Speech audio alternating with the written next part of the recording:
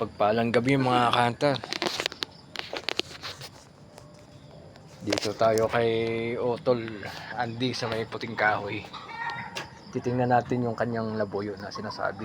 Ayan o, kinukuha. Tingnan natin.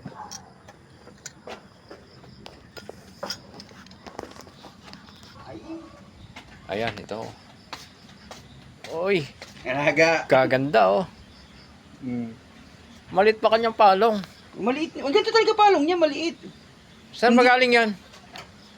Pinalit ko sa tropa. Mistiso eh. White legs kasi. Oh.